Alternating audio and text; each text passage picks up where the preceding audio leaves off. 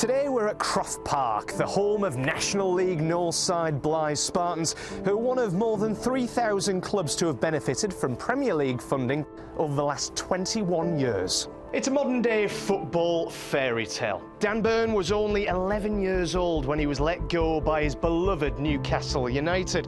19 years and over 300 professional appearances later, well, he's finally pulling on those famous black and white stripes. But all fairy tales have to start somewhere, and for Dan, that was in the non-league. Yeah, a lot of good memories here. I used to come with my mates. I remember, obviously, I played for the juniors, so if you had your Spartans waterproof on, you used to get in for free, and we used to try and get down most Saturdays, so yeah, it's good.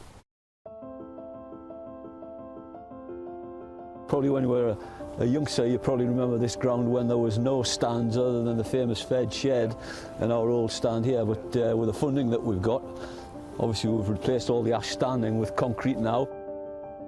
And then after the game against Blackburn Rovers, we got a little bit of money in, and that allowed us to part fund the Kingsway stand and obviously all the development work that's gone on the main stand. So we think we've got a nice tidy ground for this standard of football, and it's ready to go up to the National League next season when we have a bit better season than we're having this season. Yeah, I remember it when there was no tops on either of the stands, both ends and stuff, so it's great to see. I was like looking through the Premier League funding, like, it's good what you're getting.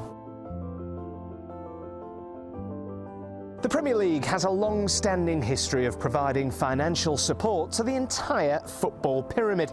This is continuing with the announcement of the new Premier League Stadium Fund, providing £16 million from now until the end of next season for EFL, women's and non-league clubs to make important improvements to their grounds.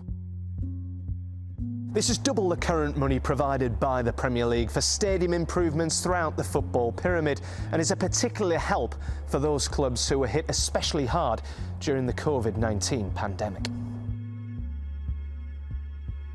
COVID would have been a bit of a strange time for a lot of non-league clubs. They rely heavily on the gate, so I think they would have struggled with that. So yeah, I was looking at the figures before I came. I'm looking at the grants and stuff that they received, and it's good, and it's nice to see where the money's going to.